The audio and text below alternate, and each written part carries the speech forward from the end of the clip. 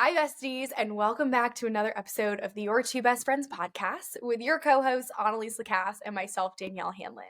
We are going to talk about something today that we think is super relevant, especially this year, which is engaging politics and your Christian walk. And so Annalise and I'm sure plenty of you have seen a lot of the political divide over the last couple of years, and it's definitely bled into our relationships, into the church, and our own personal Christian walk.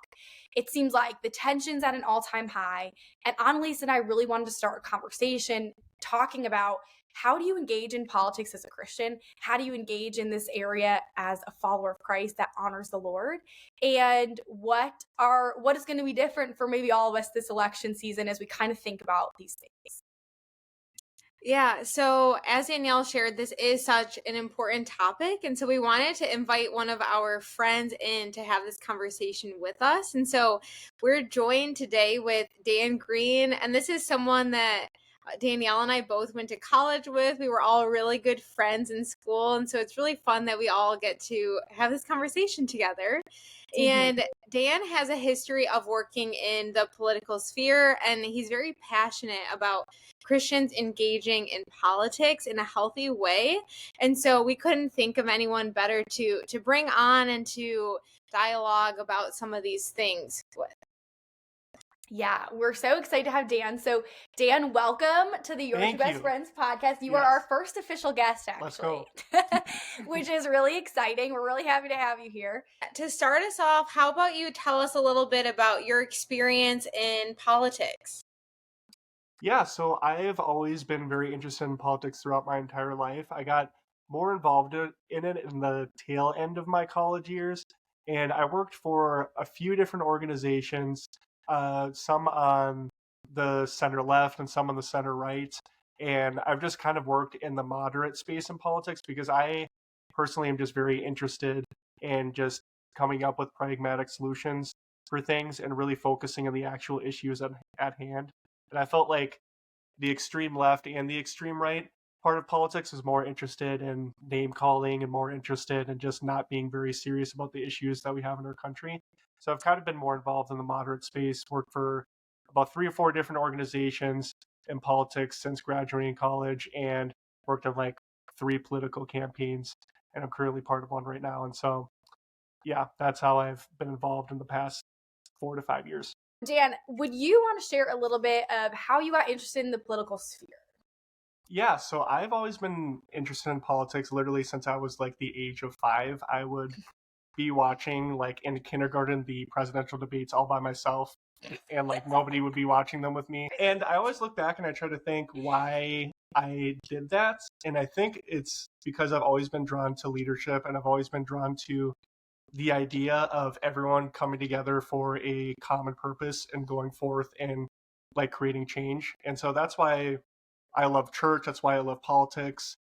In a way, that's why I love sports, like everyone coming together as like a community. And so I think for me, politics is just, it's been all about community for me. It's all about creating better change and better lives for the people in our community. So I've always just been drawn to it specifically because of that.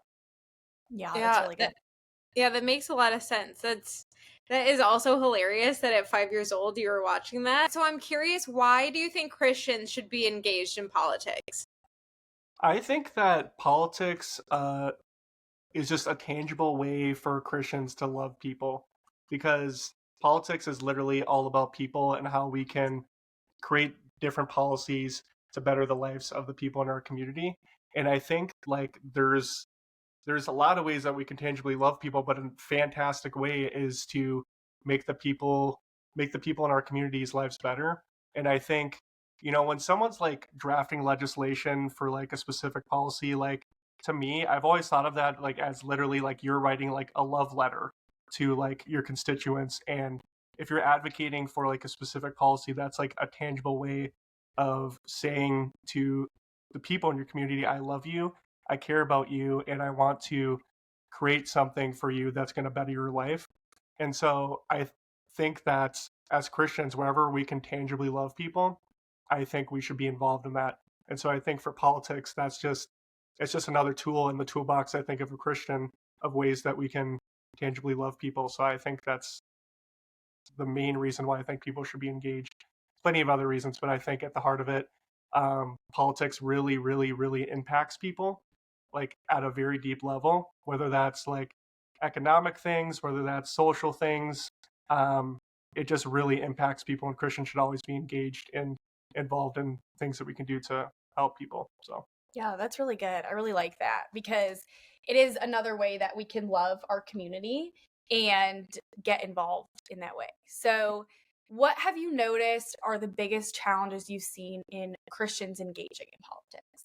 the biggest challenge is I think people can just get absolutely like swallowed by pride when they are talking about politics, when they're engaging in politics, because politics in a way is you're saying, I think this is the best way to help people. I think this idea is or this candidate is the right choice to uh, have a better state, city, country, or whatever. And so you're making a lot of truth statements. And whenever you're making a lot of truth statements, you always got to be careful to not get swallowed up by pride. And then when that pride sneaks in, kind of like sneaks into you and just kind of overtakes you, I think we can really start dehumanizing people and really dehumanizing people that we politically disagree with.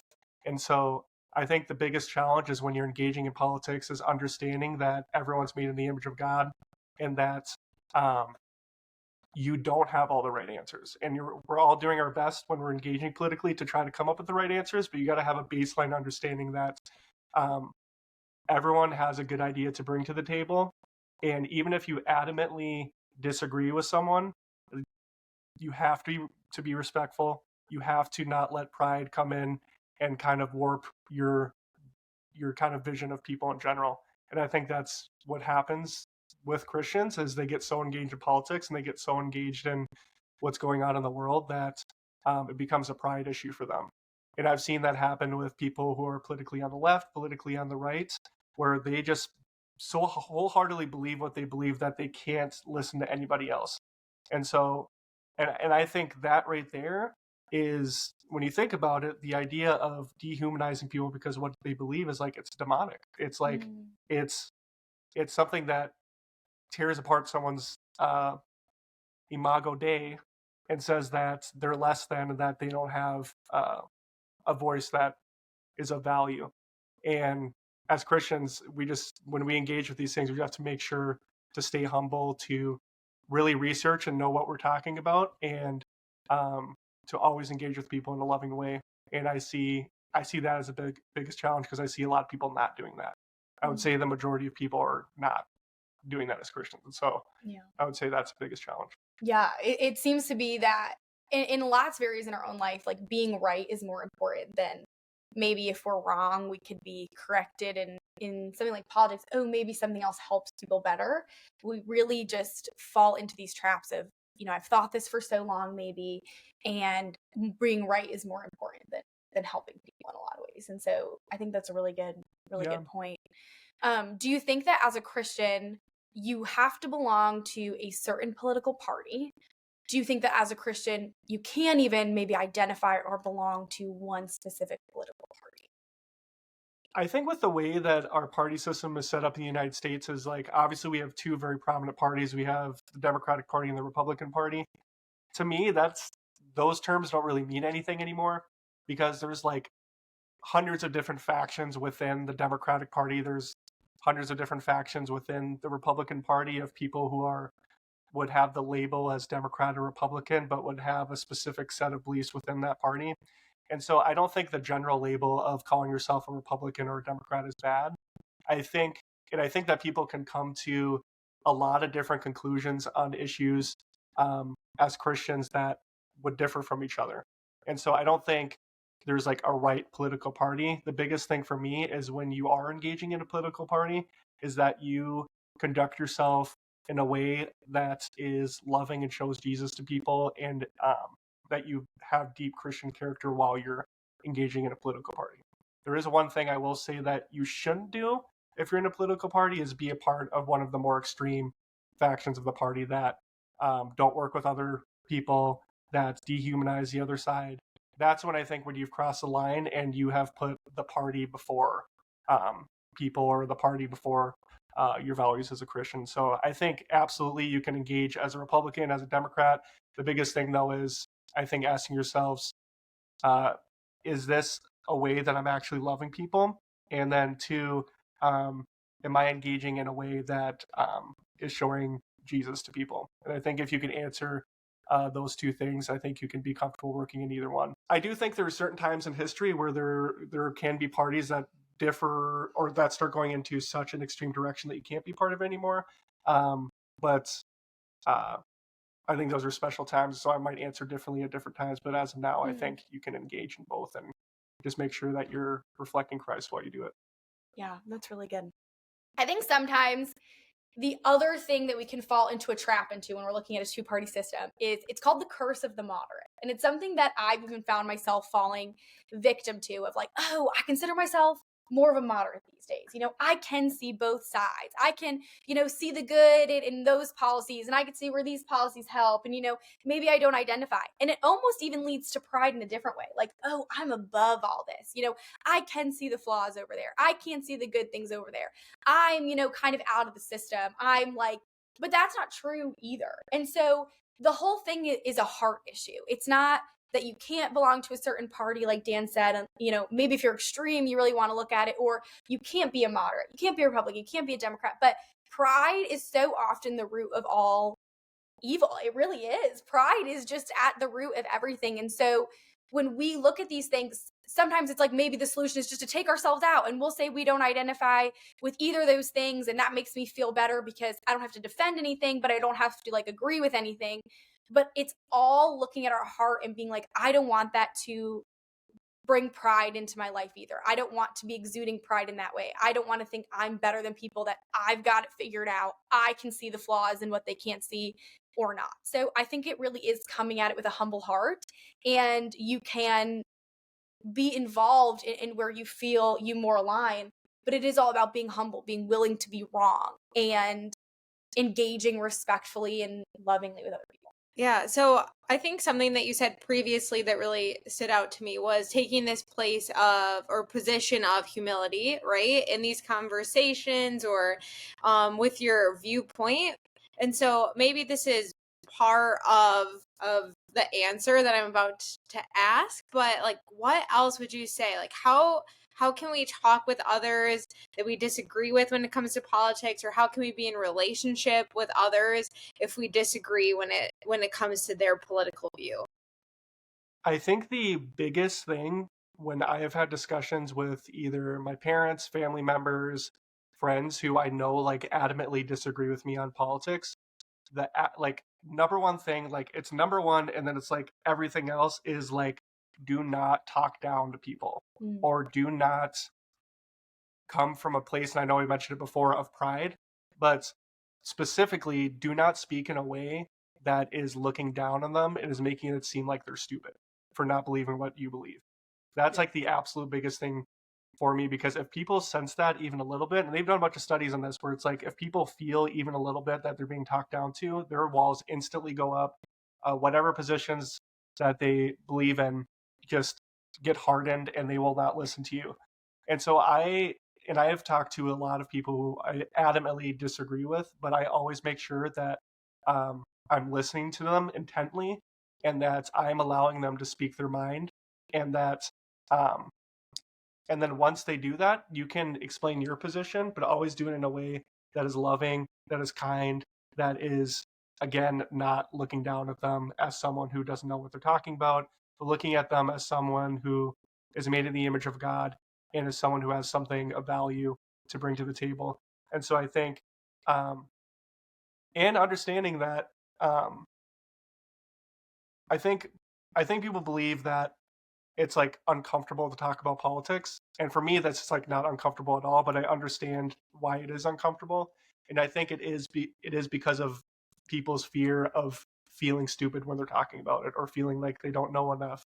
And to me, that's, I think, where we can play a role, is really reiterating that we're all just trying to figure things out, and reiterating that everyone has a voice of value, even if we adamantly disagree with them. So once you're able to do that and kind of set those boundaries where, hey, I love you, even though we disagree. I have had so many good conversations with people with those parameters set where we understand that we love each other and we're just like disagreeing. We do that all the time, not just with politics, but with Dan and lots I of do that different all the issues. time. Is sometimes we could yell at each other, but like we know that like we love each other and that we're just talking about these things, and we don't think each other is stupid or anything like that. So, or change the way like we view each other's character. Dan and I have always, and one of the reasons we really wanted him to come on here and talk about this is he's very good at doing that. Dan is very engaged actively in politics and definitely posts a lot about it on social media, and it's always in such a dignifying and glorifying way.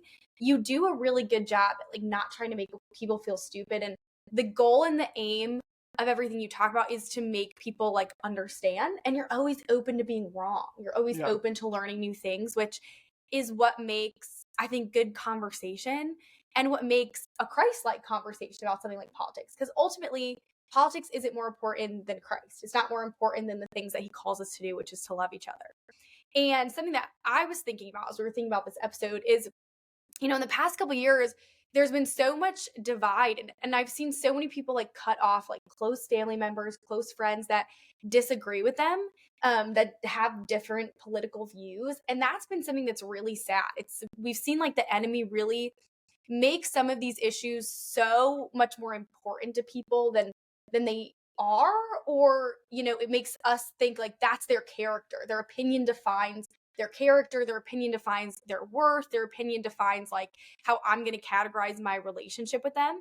And then instead of being in relationship and talking about these things in a Christ-like way and really seeing each other's side and our experiences that we're bringing into it, we often will like cut people off in society, where it's like, oh, you hear a lot about cancel culture, and we kind of do it on a minor way to people, like, oh, they don't agree with me, I'm not going to associate with them anymore. And so I was thinking about this, and I'm like, we don't even often do that if our friends like aren't Christian or something. And so it almost seems to me like, is our political views more important than even our faith, where we would do something like that where we wouldn't do if they weren't Christian? And so I don't know if either of you have any thoughts about that either, but that was something that really came up to me. People's opinions don't define their worth. People's opinions are not who they are. They can always be changed. We always look back, I think, and are like, oh, that was so stupid. Like, why did I think that? Or now that I know more, now that I've had a different experience, I can relate to someone in a different way. I can see someone's side in a different way.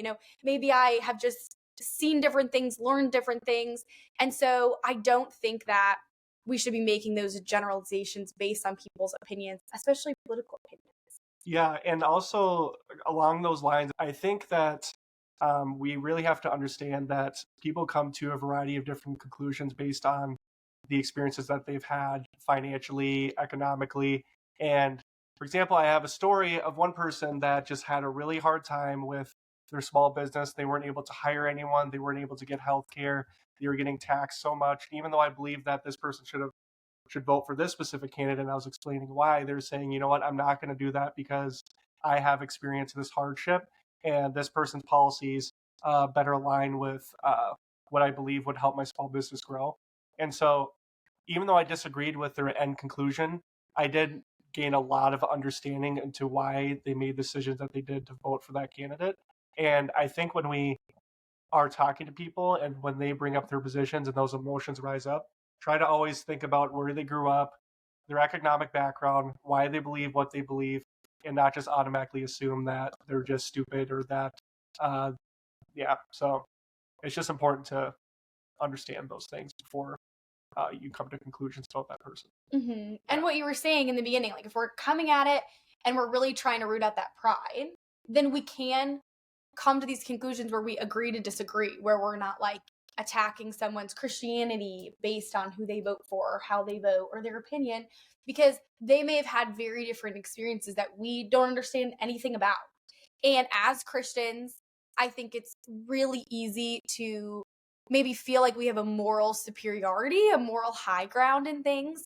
You can see that on both sides of the political spectrum, where maybe we take certain things that we consider the most important and really make them almost like kind of blow up our ego, almost make us feel like we've got the moral high ground. Those people could never understand. But we really want to come at this with empathy and compassion. All of this affects real people's lives, real people. It's something we debate as if, it doesn't. sometimes, I think, but it really does. Real people are affected by this, and we have to keep that perspective as Christians. People's opinions matter. People's experiences matter. Things that you think are important because of your own experience may not be important to someone else because of theirs, and I think it really is such a good point. Thank you so much for bringing that into perspective. Yeah. So I think on that same note, how, as a Christian, do you escape the trap of making politics your religion, right? So we've kind of talked about this a little bit of identifying so closely with this. But how do you, I guess, make politics not an idol in your life? I think the biggest thing is realizing that politics is just a tool. Like I kind of explained it earlier where I was like, kind of like a toolbox to Christian of like different ways that you can tangibly like love people, whether that's like volunteering in your community, whether that's Feeding the homeless. Yeah. Or just doing different things to help people. Like politics is just another one of those things. And it's not the only thing that's going to help people. And it's not the thing that's going to save our country. Or it's not the thing that's going to heal our country, not even close to it. And so I think when you're engaging in it, just understanding that it's just another tool for you to use. And it's not like your life. It's my life because I work in politics and that's how I make money. So it is my life. But I think for everyone who's just going about their day, going about their jobs, it's just another tool in the toolbox. And so that's how I would kind of explain it because I think, and I think both people on the left and right do this, is they act like every election cycle, it's like, if this person doesn't get elected, everything's done. It's over. Like our country's doomed. And it's like, we've lasted a long time and it's not all about who's going to get elected at the end of the day. You know, when we expect a president or a politician to save the moral state of our country or the ethical state of our country, we're putting them in a position that only Jesus can be in. Mm-hmm. And so when we are putting politicians there, we're expecting things out of them that they can never deliver. Okay. And so we're expecting things out of politics that politics can't deliver on. Jesus is who saves. Jesus is who brings salvation. Jesus is who's going to save individuals. We cannot expect laws of any country. We can't expect politicians to define our morality. And so when we vote them in and we really are just trying to make politics like our moral baseline, what we follow, our laws exactly, you know, what we think they should be, even based on the Bible, plenty of people in this country aren't Christian. So we're not going to be all following that. And so when we expect things out of politics that we need to be getting from our Christianity, that's when politics, I think, become an idol in our life. That's when politics is our religion. When politics is the first thing we turn to for a solution. When politics is the first thing we go to for salvation. When the political leader is more important than our trust in Jesus Christ, what he's coming back in to do, his sovereignty over the world, his sovereignty over people, that's when we're really, I think, seeing politics as an idol. Yeah. And I think in the Bible, when it talks about like to keep a sober mind or to have a sober mind, like we think about that when it comes to like drugs, alcohol. But honestly, when it comes to politics, I think it's the same exact thing of like not letting yourself get so like just engage in politics that like it becomes like you're basically drunk off of just like watching the news or just like engaging with people politically, and it just becomes like this thing where you're not able to like think clearly anymore because you're so extreme on one side of the aisle or another. And I think like having a sober mind, like it's talks about in scripture, is literally just like trying to be as pragmatic as you possibly can about things, not letting pride or not letting external factors really dictate what you believe. Like your belief should be in Jesus, your belief should be in your values as a Christian. And so when you let outside factors of different like political leaders or people on more of the extreme left or right really try to like infiltrate your mind with you having to believe a certain way, I think you just have to have a sober mind, understanding that to just keep yourself grounded in your values and not become too extreme. Mm-hmm. So I've always thought about that verse a lot when I try to engage in politics, is like keeping a sober mind, not letting yourself get too invested. Yeah. Our hope is in Jesus. Our hope always has to be in Jesus. Our hope can't be in what we vote into in a country, because realistically, you know, the world can go upside down tomorrow. And so if our hope is in what a political leader is going to bring us. And if we're just absolutely just, we feel like the world is over because the person we didn't vote for gets elected, that's when our hope is in something else besides Christ. And so we cannot let fear rule our thinking. We cannot let fear make us act unchristlike, because the ends don't justify the means. What we do, if we're really upset with someone because we're like, no, this politician's really going to do these good things, and as a Christian, I believe this, and we let that make us hard-hearted, bitter, angry against other people, that's when it's ruling our lives, I think. And so we really don't, as Christians, we need to be so on guard, like you said, sober-minded. We can't fall into this trap of what the world's falling into. We should be the most loving, the most understanding. We should be asking people's opinions. And as Christians, I think we should be engaging outside of this. When we put all of our hope in this and we expect a candidate to do everything, we're absolving ourselves of responsibility as a church. We're absolving ourselves of responsibility to help people in our community, to help feed people struggling with homelessness and hunger and single moms and so many other things that we're like, if we just get the right policies in, that'll fix it. The government will take care of it. When it's like, maybe the church has kind of dropped the ball, and that might be why there are some of these deep-seated problems in community in the first place. And so sometimes when we see these problems, we need to first look at ourselves. Where have we dropped the ball? Where are we not participating in our community that could help solve some of these problems? Where is the church? Can we get more engaged? We need to stop always looking to politics as the answer. It's in the same way sometimes we look at the pastor to go evangelize and save all these people, and we're like, oh yes, pastor, that's your job. You're there to disciple all the people. You're there to evangelize to everyone. And we go home on Sundays and we don't talk to our next door neighbor that the pastor's never going to meet. We have such a stock in this and a stake in this, in the way our society's going. And when it's going in a direction we don't always like, we need to first look at ourselves. Where has the church not engaged? Where have I not engaged? Where am I absolving myself of responsibility that I'm putting on the government? And when the government's not solving, I'm feeling a little bitter about, I believe in that so strongly, but where am I participating in that in my own life? So, Dan, what are some ways that we can be more Christ-like around election season? Okay, so I'm going to get very serious here for a second, because this is a big deal. And so I want everyone to kind of, whoever's listening to this, just flash back in their minds to 2020, when it was Biden versus Trump, and everything that was going on in the world at that time with COVID, with the election, and just kind of remember how bad that was in terms of like the political climate, in terms of the toxicity of everything. We have to really be prepared that it could be even a lot worse than what happened in 2020. It's most likely going to be a rematch against Biden and Trump again.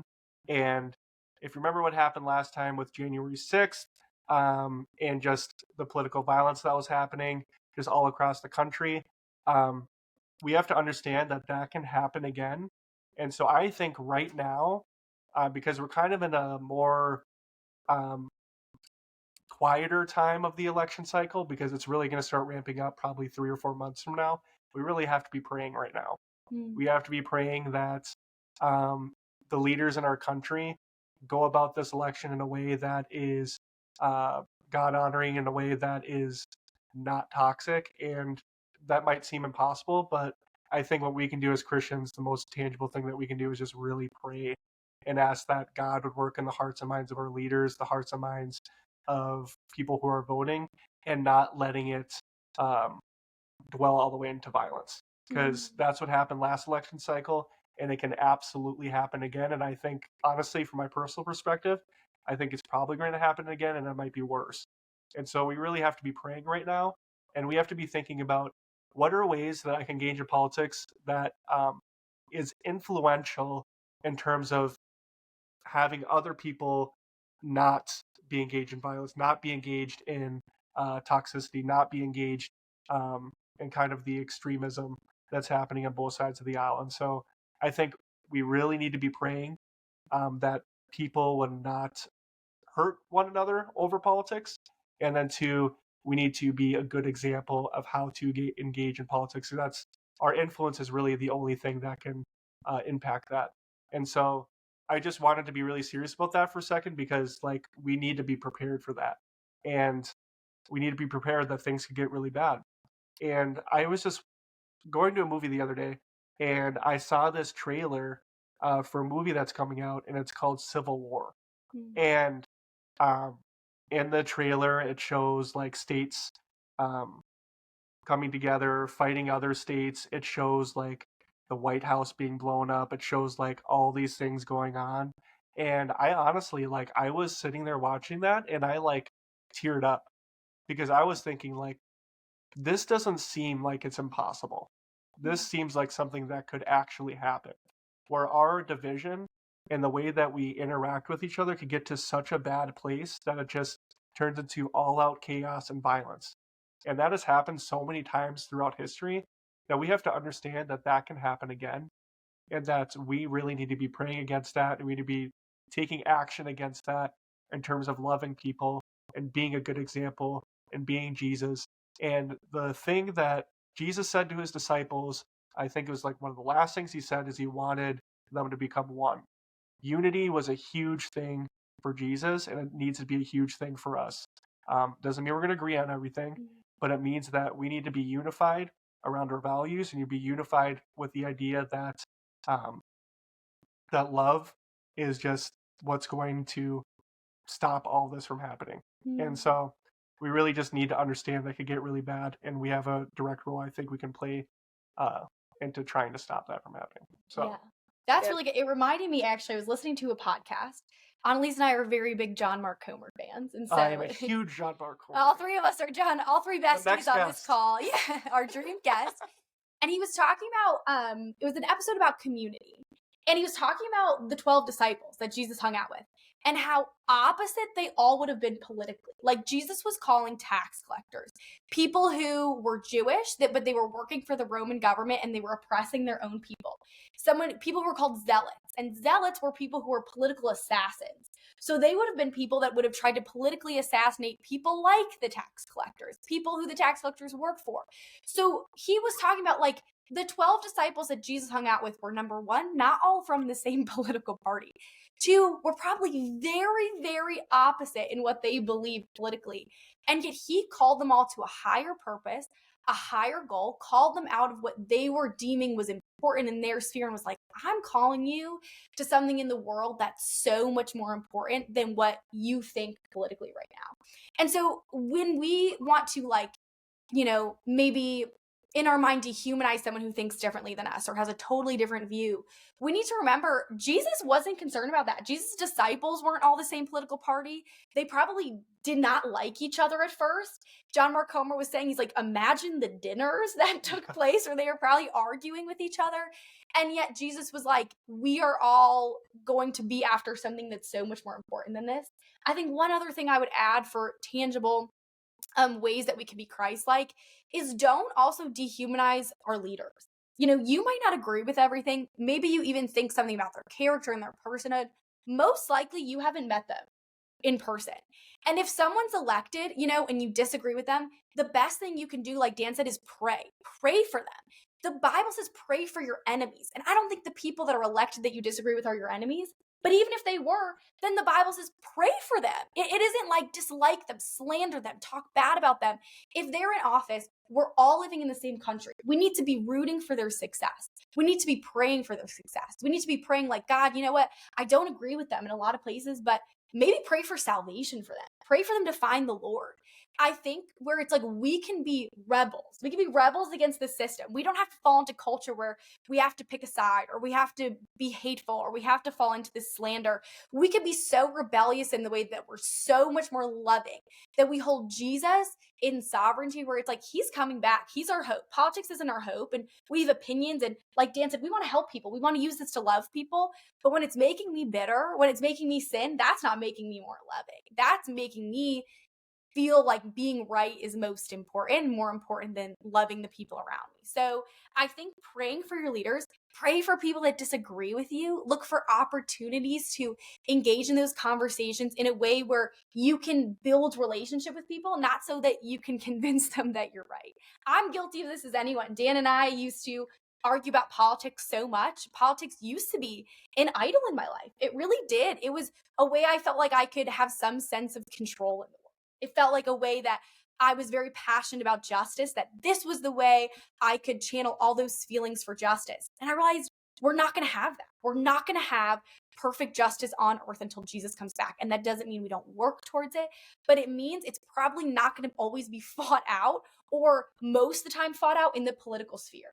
That's when we engage. That's when we engage in our community. That's when we start doing things with our own life that bring Jesus' justice to earth, that bring shalom, that brings heaven to earth. So that's my own testimony. You know, we're not sitting here saying this like, oh, you probably do this.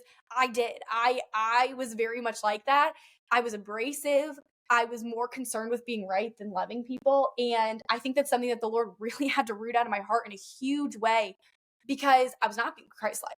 I was being rude. I was being someone that I wouldn't have wanted to have a relationship with. And if I was seeing the way I was about politics, I would have never been someone who wasn't a Christian and been like, oh, I want to hear what they think about the Lord, because I wouldn't have wanted to engage with myself. I wouldn't have seen myself as loving or caring or empathetic. So if that can encourage you in any way, hopefully my struggles and what I've had to come through does.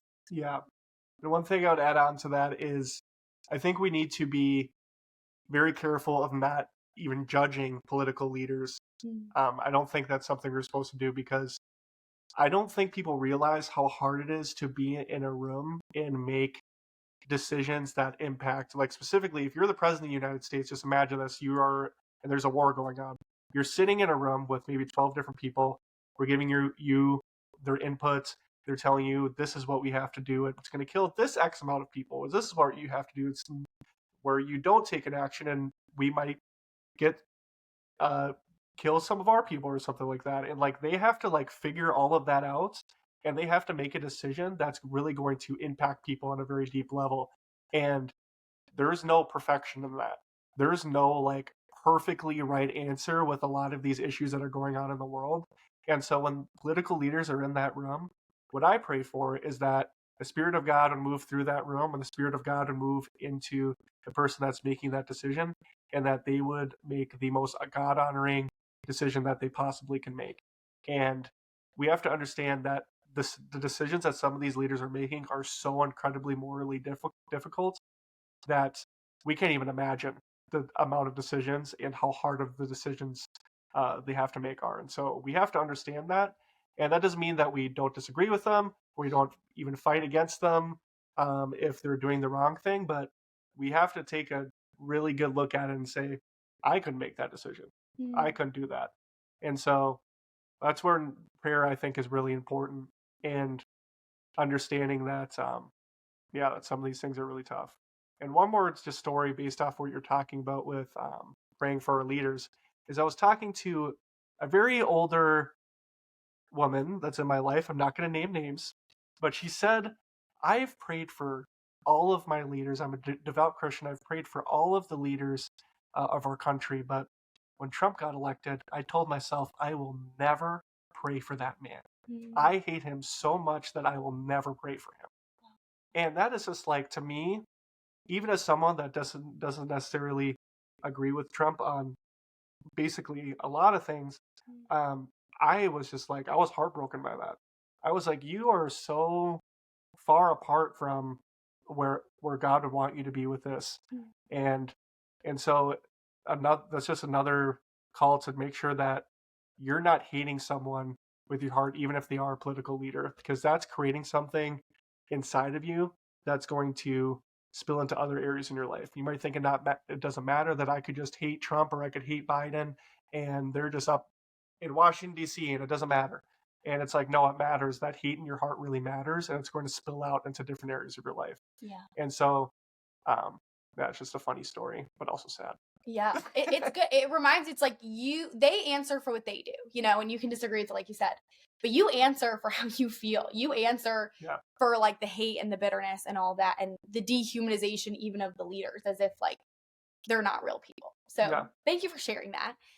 Dan, we thank you so much for being on this podcast. We had so much fun hanging out with you and getting to do this. It seems like just like a fun thing after college where it comes full circle. We used to talk about politics a lot, and me, Dan, and Annalise were very good friends in college. You know, we used to mess around. We used to have these deep conversations. We used to have a lot of fun. And so it's really fun having you on conversations like this. And yeah, just getting to be one of your best friends today. So the third best friend. The third bestie for today. So thank you all for tuning in. We hope that you were just able to take some things that you can think about. Please feel free to DM us or comment or something.